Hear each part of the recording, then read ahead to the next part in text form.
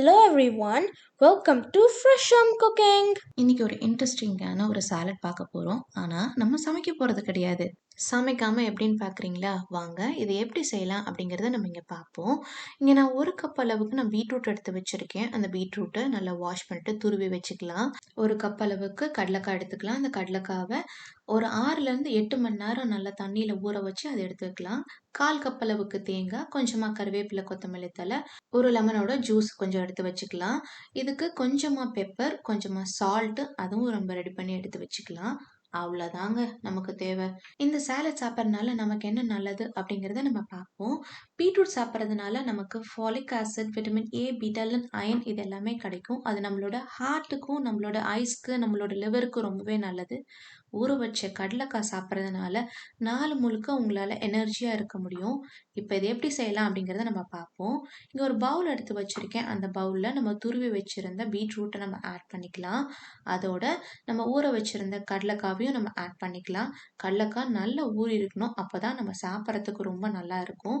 அடுத்தது 1/4 கப் அளவுக்கு தேங்காவை ஆட் பண்ணிக்கலாம். அதோட கொஞ்சமாக கருவேப்பிலை, கொத்தமல்லி தழை அதை ஆட் பண்ணிக்கலாம்.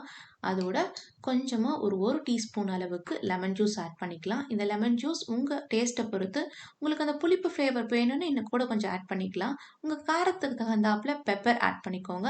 உங்கள் டேஸ்ட்டுக்கு தகுந்தாப்பில் கொஞ்சமாக உப்பும் ஆட் பண்ணிக்கோங்க. அவ்வளோதாங்க, நம்ம எடுத்து வச்ச திங்ஸ் எல்லாத்தையும் ஆட் பண்ணிட்டோம். இப்போ என்ன பண்ண போகிறோம்? நல்லா மிக்ஸ் பண்ண போகிறோம். நம்ம போட்ட ஜூஸு, பெப்பர், சால்ட் எல்லாமே ஈவனாக மிக்ஸ் ஆகிற அளவுக்கு எல்லாத்தையும் நல்லா மிக்ஸ் பண்ணி விட்டுருங்க. இது இப்படியே சாப்பிட்றதுக்கும் நல்லாயிருக்கும். ஆனால் இதுக்கு கொஞ்சம் தாளிதம் கொடுத்தோம் அப்படின்னா இன்னும் கொஞ்சம் நல்லா வாசனையாக, ரொம்ப டேஸ்ட்டாக, ரொம்ப க்ரன்ச்சியாக இருக்கும்.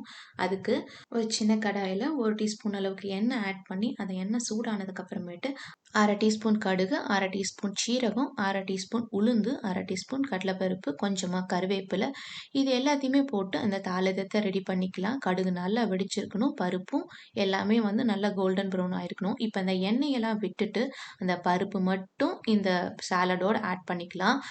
இதை நல்லா மிக்ஸ் பண்ணிவிட்டு சர்விங் பவுலுக்கு மாற்றிடுங்க. இந்த மாதிரி ஒரு ஹெல்த்தியான சாலடை உங்கள் பிரேக்ஃபாஸ்ட்லேயோ உங்கள் லஞ்ச்லேயோ இன்க்ளூட் பண்ணிட்டீங்கன்னா ரொம்ப எனர்ஜியாக ஃபீல் பண்ணுவீங்க. இந்த ரெசிபியை மறக்காமல் நீங்கள் ட்ரை பண்ணி பாருங்கள். ட்ரை பண்ணிவிட்டு இது எப்படி இருக்குன்னு சொல்லுங்கள். இந்த ரெசிபி பிடிச்சிருந்தா லைக் பண்ணுங்கள், ஷேர் பண்ணுங்கள், மறக்காமல் இந்த சேனலை சப்ஸ்கிரைப் பண்ணுங்கள். இதே மாதிரி இன்னொரு ஹெல்த்தியான ரெசிபியோட திருப்பி பார்க்கலாம்.